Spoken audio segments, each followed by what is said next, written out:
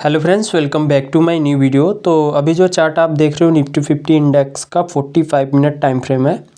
तो निफ्टी आज जो ओपनिंग किया है बहुत ही रेंज के अंदर ओपनिंग किया था और स्ट्रांगली जो मोमेंटम हमें मिलना चाहिए था वो निफ्टी के अंदर वो मोमेंटम हमें नहीं मिला। अगर हम ध्यान से देखें तो निफ्टी का जो ओपनिंग हुआ था जो ओपनिंग किया था मार्केट ने 25,900 के लेवल पर जो ओपनिंग किया, यहाँ पर ओपनिंग करने के बाद मार्केट ने डाउन साइड का मूव दिया। हालांकि हमने कल के डेट में बताया था कि अगर मार्केट ये जो 25,800 है, ठीक है, इसके ऊपर ओपनिंग करता है तो हमें कहीं ना कहीं 25,900 के लेवल पे सेलिंग देखने को मिल सकता है। रीज़न है कि यहाँ पे कंसोलिडेशन एरिया था और मार्केट ने यहाँ पे ओपनिंग करने के बाद नीचे आया और नीचे भी हमारे लिए 25,700 का जो लेवल था, ठीक है, उसको ब्रेक करता तो हम 25,600 को पकड़ पाते। तो कहीं ना कहीं थोड़ा सा ब्रेकआउट देने के बाद 25,600 का लेवल हमें देखने को निफ्टी के अंदर मिला। बट अभी हम 57.95 के डाउन से पॉइंट से डाउन है हम निफ्टी के अंदर। तो अभी हम कल के लिए देख लेते हैं कि कल के लिए हमारे लिए निफ्टी के अंदर कौन कौन से लेवल्स हो सकते हैं जहाँ पे हम स्ट्रांगली एक ट्रेड पकड़ पाते हैं। हालांकि अगर हम ध्यान से देखें तो यहाँ पे एक ट्रेंड लाइन आ रहा था, उस ट्रेंड लाइन को मार्केट ने जो कि ब्रेकआउट दिया यहाँ पे स्ट्रांगली तरीके से, ठीक है। यहाँ पे देखोगे तो इस ट्रेंड लाइन को ब्रेकआउट दिया, रीटेस्ट किया है मार्केट ने, तो कहीं ना कहीं हमारे लिए स्ट्रांगली बाइंग अपसाइड को मिल सकती है। बट क्या करेगी मार्केट अपने 25,600 को ब्रेक ना करे। अगर 25,600 को ब्रेक कर देता है निफ्टी तो कहीं ना कहीं फिर 25,500, 25,400 और 25,300 के लेवल तक हम वापस से आ सकते हैं, ठीक है। तो देखो अभी अगर हम कल के रेंज के बारे में बात करें, अगर कल निफ्टी रेंज के अंदर ओपनिंग करता है, रेंज का मतलब 25,800, 25,700 के बीच में, ठीक है, इन दोनों बीच लेवल के बीच में अगर ओपनिंग करता है, ओपनिंग करने के बाद सस्टेन करता है, ठीक है, सस्टेन करके अपसाइड का ब्रेकआउट देता है तो 25,900 हमारे फर्स्ट टारगेट होगा। रीज़न है कि आज का हाई अगर कल ब्रेक करता है तो हमारे लिए ये फर्स्ट टारगेट निकल के आएगा। तो 25,900 हमारे लिए क्या होगा, फर्स्ट टारगेट निकल के आता है और 26,000 ये हमारे लिए सेकंड टारगेट होगा। ये जो टारगेट हमारा छोटा हुआ उसका रीज़न यह था कि मार्केट ने जो ओपनिंग की उसके बाद मार्केट ने सीधे डाउन साइड का मूव दिया यहाँ पे। तो अगर यहाँ पे मार्केट रेंज के अंदर ओपनिंग करता है, ओपनिंग करने के बाद सस्टेन करके अपसाइड ब्रेक करता है तो 25,900 और 26,000 ये दोनों टारगेट हमें आसानी से देखने को मिल सकता है। अगर रेंज में ओपन करने के बाद नीचे की साइड आता है तो 25,600 और 25,500 ये दोनों टारगेट हमें नीचे की साइड देखने को मिल सकता है। रीज़न है कि देखो, हालांकि अभी जिस लेवल पे निफ्टी अभी क्लोजिंग दे रहा है ना, ये बहुत ही सिचुएशन हाई बाइंग प्रोबेबिलिटी नहीं है यहाँ पे, ठीक है। रीज़न है कि प्रीवियस अगर हम ध्यान से देखें तो ये जो लेवल्स आ रहा है 25,900, ठीक है, यहाँ पे आप देखोगे तो ये हमारे लिए सपोर्ट बिकम रेजिस्टेंस की तरह काम कर रहा है। यहाँ पे इसके पहले इसी लेवल पे कहीं ना कहीं स्ट्रांग बाइंग हो रही थी, यहाँ पे हुई भी है।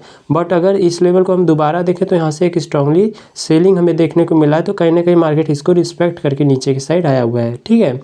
अब हम बात करते हैं कि मार्केट अगर गैप अप ओपनिंग करता है तो क्या लेवल्स हो सकते हैं। तो देखो गैप अप 25,800, 25,900 इस रेंज के अंदर ओपनिंग करता है और ओपनिंग करने के बाद सस्टेन करता है रेंज के अंदर, ठीक है। देखो अपने हर एक वीडियो में मैं बताता हूँ कि मार्केट गैप अप खुले या डाउन, गैप डाउन खुले या फिर रेंज के अंदर हमेशा मार्केट को सस्टेन होने देना चाहिए। उसका रीज़न ये है कि जो बायर्स हैं, ठीक है, और जो सेलर्स हैं, इनके बीच में एक फ़ाइट क्रिएट होती है। तो जो भी हैवी है, जैसे बायर्स हैवी है तो मार्केट को ऊपर की साइड लेके जाएंगे और सेलर्स हैवी है तो मार्केट को नीचे की साइड लेके जाएंगे। तो यहाँ पे हमारा जो ट्रेड बनेगा ना, बहुत ही स्ट्रांगली ट्रेड बन पाता है, ठीक है। तो अगर मार्केट गैप अप खुलता है तो सस्टेन करके अपसाइड के लिए ब्रेक करता है तो 26,000 हमारे लिए फर्स्ट टारगेट निकल के आएगा।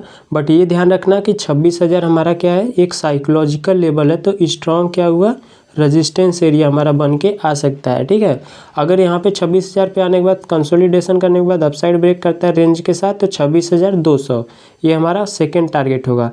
बट एक ध्यान और रखना कि 26,200 भी हमारे लिए स्ट्रॉन्ग रेजिस्टेंस एरिया है। रीज़न कि यहाँ पे कहीं ना कहीं कंसोलिडेशन किया था, इसके प्रीवियस लेवल पे भी कंसोलिडेशन किया था 26,200 के लेवल पे, ठीक है। तो अगर गैप अप खुलता है, अपसाइड ब्रेक करता है तो 26,000 फर्स्ट टारगेट होगा, फिर उसके बाद 26,200 का टारगेट हमें देखने को मिल सकता है। बट एक बात और ध्यान रखना कि 26,000 के लेवल पे कोई नेगेटिव कैंडल बनता है, बियरिश कैंडल स्टिक पैटर्न बनता है तो मार्केट कहीं ना कहीं यहाँ से नीचे आने के चांसेस बन सकते हैं, कि हो सकता है कि मार्केट यहाँ से नीचे आ जाए, ठीक है। अब अगर हम बात करते हैं कि गैप अप अगर ओपनिंग हुआ है, नीचे की साइड ब्रेक किया, तब हमारे लिए कौन कौन से लेवल्स होंगे। तो नीचे की साइड ब्रेक करेगा तो 25,600 हमारे लिए फर्स्ट टारगेट होगा और 25,500, ठीक है, 25,500 हमारे लिए सेकेंड टारगेट निकल के आता है।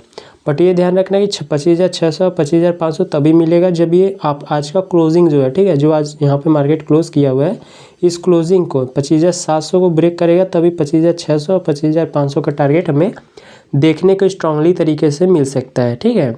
अब हम बात करते हैं कि मार्केट अगर गैप डाउन ओपनिंग करता है तो हमारे लिए कौन कौन से लेवल्स बन सकते हैं। तो देखो, अगर गैप डाउन ओपनिंग करता है तो हमने पहले ही कल के डेट में भी हमने गैप डाउन के लेवल्स बताए थे, आज भी मैं बता देता हूँ।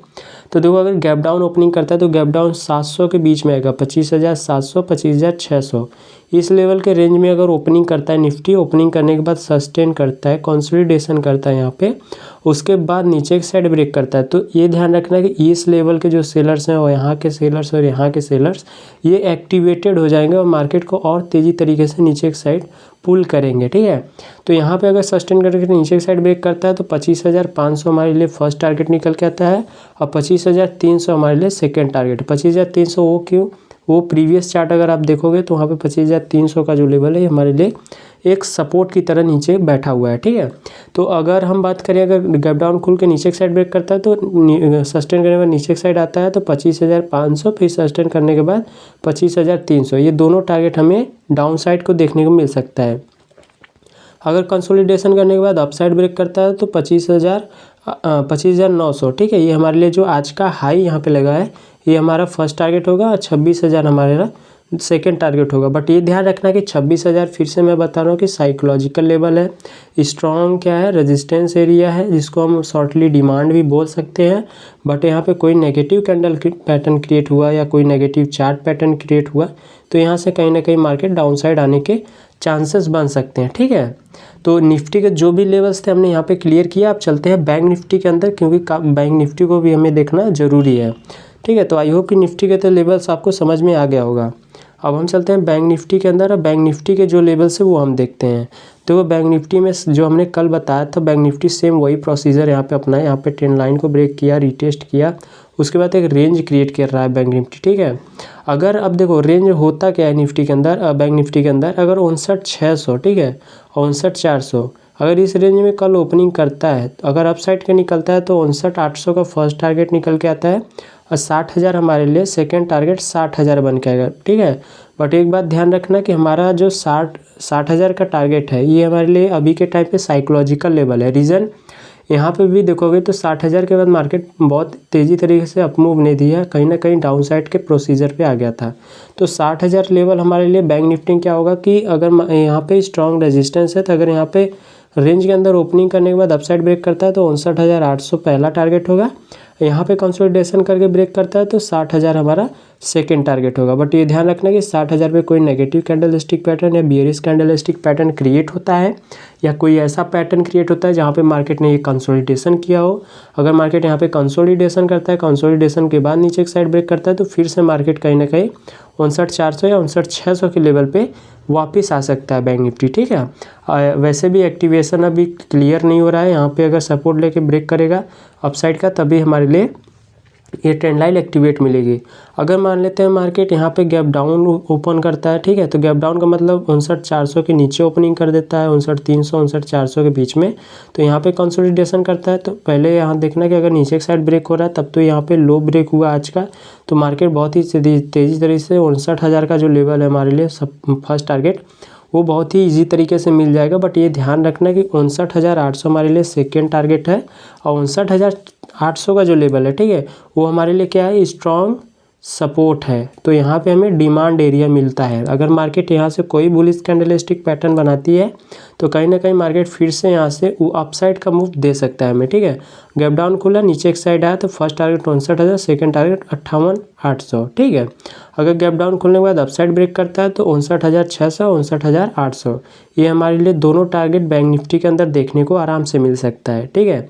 अब मान लेते हैं market bank Nifty gap up opening करता है तो गैप अप 59,800 के नीचे ही रहेगा, 59,700 भी हो सकता है। तो इन रेंज के बीच में अगर ओपनिंग करता है तो कंसोलिडेशन करने के बाद अगर अपसाइड ब्रेक करता है तो 60,000 हमारे लिए फर्स्ट टारगेट होगा।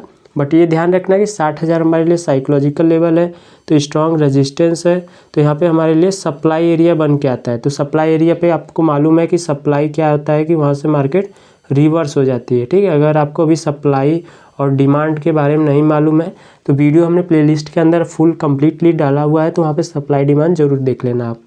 ठीक है, तो फर्स्ट टारगेट 60,000 होगा। अगर इस 60,000 को ब्रेकआउट दिया तो 60,200 हमारे लिए सेकेंड टारगेट निकल के आएगा। और गैप अप ओपन होने के बाद नीचे की साइड ब्रेक करता है तो 59,400 और 59,000। ठीक है, ये दोनों टारगेट हमें नीचे की साइड बैंक निफ्टी के अंदर देखने को मिल सकता है। ठीक है, तो आई होप कि आपको जो भी हमने लेवल्स बताया बहुत अच्छी तरीके से समझ में आ गया होगा। एनी डाउट, जो भी चीज़ें ना समझ में आए, लाइव स्ट्रीम में मैं डेली आता हूँ, तो लाइव स्ट्रीम के अंदर भी क्वेश्चंस कर सकते हो, या मेरे से फ्री में बात करने के लिए मेरा टेलीग्राम ग्रुप ज्वाइन कर लो। मैं वहाँ पे अपना पर्सनल आईडी देता रहता हूँ डेली, तो पर्सनल मेरे को मैसेज करके मैं आपको गाइड कर दूँगा। ठीक है, तो मिलते हैं अपने नेक्स्ट वीडियो में, तब तक के लिए धन्यवाद।